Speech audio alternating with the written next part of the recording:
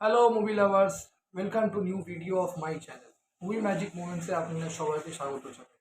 Movie magic মোমেন্টসে আজকে আমি review করব কেউ বলে বিপ্লবী কেউ বলে ডাকাত মুভির টিজারটা। জিতের যে সিনেমাটা আসছে, রিলিজিং ডেট দিয়ে দিয়েছে 27 মে মুভিটা বেরোচ্ছে। তো কেউ বলে বিপ্লবী কেউ বলে ডাকাত মুভির টিজারটা জাস্ট আমি দেখলাম দুদিন আগেই তোমার টিজারটা ড্রপ করেছে। তো কেমন হলো টিজারটা সে ব্যাপারেই তোমার আলোচনা করবো আজকে মুভি ম্যাজিক মোমেন্টসে। তো চলুন ভিডিওটা আর হলো কেউ বলে বিপ্লবী কেউ বলে ডাকাত মুভি টিজার। তো অনেস্টলি যদি বলি, আমি কেউ বলে বিপ্লবী কেউ বলে ডাকাত সিনেমার টিজারটা, এটা টিজার 2 এসছে। এর আগে আর একটা টিজার এসছে যেটা আমি রিভিউ করেছি। আপনারা যদি এখন না দেখে থাকেন তো অবশ্যই আহ দেখে নিতে পারেন আমার চ্যানেলে এসে।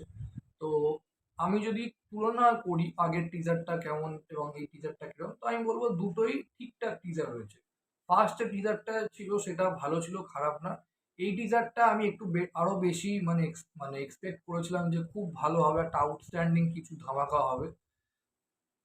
তো আউটস্ট্যান্ডিং ধামাকা যে খুব ভালো আমি সেটা বলবো না, বাট খারাপও না, ঠিকঠাক একটা টিজার হয়েছে। মোটামুটি ডিসেন্ট হয়েছে, ভালো হয়েছে। কিন্তু কিছু কিছু জিনিস আমার একটু উইক লেগেছে, সেই একই গতানুগতিক যা ভুল করে থাকে। স্পেশালি আমি এটা দেখেছি জিতের সিনেমাতে একটু বেশিই হয়। তো সেই জিনিসটা একই হয়েছে। যাই হোক, সেটা পরের ব্যাপার, নেক্সট আসছি। তো টিজারটা যেভাবে শুরু হয় সেটা আমার খুবই ভালো লাগে। আহ, যে রিসেন্টলি তোমার অনেক রকম এরকম লুট, চুরি ডাকাতি হচ্ছে, তো ওই জিনিসটা আমার খুব ভালো লেগেছে ডিরেকশনটা, যে তখনকার দিনের সময় ট্রানজিস্টার দেখানো হচ্ছে এবং তার উপর নন্দী মুভিজ প্রোডাকশন, দেন পুলিশ স্টেশনে তোমার রেডিওতে তোমার এই খবরগুলো শুনছে তোমার পুলিশ, আর তার উপরে জিৎ ফিল্ম ওয়ার্কস তোমার প্রোডাকশন। তো এইটা আমার এই কায়দাটা খুবই ভালো লেগেছে। দেন কাট টু সিনটা, জিতের এন্ট্রি দিয়ে তোমার টিজারটা শুরু হয় ট্রেনের মধ্যে, যে ও ডাকাতিটা যেটা করছে। আর তার আগে আরেকটা ছোট্ট সিন, তো জাস্ট হাত দেখায়, মানে ও জেলে ওকে ধরে নিয়ে যাচ্ছে, হাতটা দেখা যাক বলে, এবার ওই থাবাটা মানে ব্রিটিশদের উপর পড়বে এরকম ব্যাপার। তো আমরা এখানে সবাই জানি যে তোমার জিৎ এখানে অনন্ত সিং এর পার্ট করছে। এটা মুভিটা বেসিক্যালি অনন্ত সিং এর বায়োপিক হতে চলেছে এবং এটা ওর জীবনীর ওপরই এই সিনেমাটা হবে। যে উনি কি ছিলেন, যে তোমার একজন বিপ্লবী ছিলেন না একজন ডাকাত ছিলেন, ওনার কি কন্ট্রিবিউশন ছিল ওই সময় দাঁড়িয়ে তোমার আমাদের ভারতবর্ষের জন্য। তিনি একজন বিপ্লবী ছিলেন বলতে গেলে। তো এইবার ব্রিটিশদের যেহেতু কমন ব্যাপার, তো তাদের বিরুদ্ধে যাচ্ছে, তাদের মানে অত্যাচারের বিরুদ্ধে সে প্রতিবাদ করছে, সেই জন্য তাদের গায়ে লাগে, তাদেরকে ডাকাত মনে হচ্ছে। আর আমাদের কাছে সে বিপ্লবী 100 বার। তো যাই হোক, তোমার টিজারটা ওভারঅল খারাপ না। তারপর টিজারটা মানে খুব ফাস্ট পেসেড কাট করেছে, মানে খুব তাড়াতাড়ি দেখবেন 1 মিনিট 15, মানে 1 মিনিটে আহ, যে ফার্স্টে যে টিজারটা ছিল সেটা এত ফাস্ট পেস কাট ছিল না, এটা অনেক তাড়াতাড়ি ফাস্ট পেস কাট করেছে।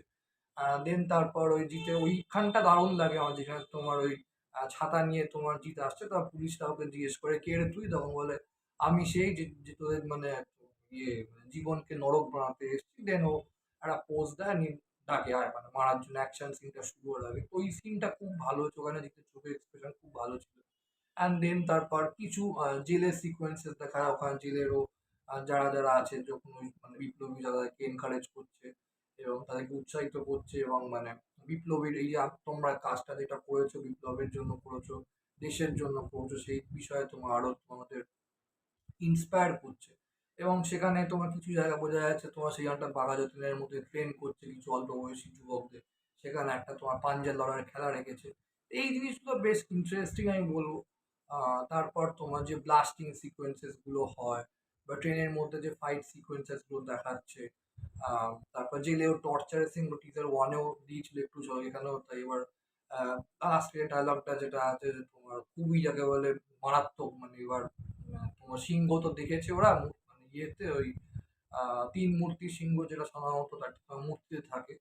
তো সেইটা এবার রিয়াল সিংহ এবার সামনে থেকে ওরা দেখবে, তো খারাপ না। বাট যেটা বাজে লেগেছে, আদার সাপোর্টিং কাস্টটা সেরকম ভাবে একদমই গুরুত্ব দেয়নি। টোটাল রায়চৌধুরীকে স্টার্ট করে একটা ঝলক দেখিয়ে ছেড়ে দেয়, খুবই বাজে। এবং একটু বেশি ফাস্ট পেস কাট হয়ে গেছে, এই তিনটে আমার উইক পয়েন্ট লেগেছে। ওভারঅল বলবো এডিটিং ভালো, ডায়লগগুলো পাওয়ারফুল আছে সেগুলো ভালো, সিনেমাটোগ্রাফিটা খুব ভালো। তখনকার বিষয় যে জিনিসগুলো দেখিয়েছে, যে সমস্ত জিনিসপত্র, আর জিতের যে মেকআপগুলো যেভাবে সেট করেছে প্রত্যেকটা লুক, সেটা মানে খুব যাতে জিতের ফেশিয়াল কাটের স্ট্রাকচারের সঙ্গে যাতে ভালো করে ম্যাচ করে সেরকম ভাবে মেকআপটা লুকটা সেট করেছে। তার জন্য প্রত্যেকটা লুক ওর মানে মুখের সঙ্গে খুব ভালো যাচ্ছে, এবং এক্সপ্রেশনও ভালো হয়েছে জিতের। প্রত্যেকটা লুক অনুযায়ী ও এক্সপ্রেশন দেওয়ার চেষ্টা করছে। যেটা ভালো জিনিস। আচ্ছা, তারপর যে কালার টোনটা সেট করেছে ওই সময়কার দেখার জন্য, সেটাও বেশ ইমপ্রেসিভ হলো, খুবই ভালো। মেকআপটা খুব ভালো হয়েছে। মেকআপ যে কটা যতগুলো লুক হয় আমাদের বেশ কিছু লুক তো প্রস্থেটিক লুক, বয়স্ক লুক দেখানোর জন্য, সেগুলো ভালো হয়েছে, খারাপ। ওভারঅল টিজারটা ডিসেন্ট হয়েছে, ভালো হয়েছে বলবো, খুব যে আউটস্ট্যান্ডিংও না কিন্তু খারাপ না। আপনার টিজারটা কেমন লেগেছে আমাকে অবশ্যই কমেন্ট বক্সে লিখে জানান। আর আপনার কি মনে হচ্ছে এটাও বলবেন যে জিৎ কি এই মুভিটা দিয়ে আবার কামব্যাক করতে পারবে?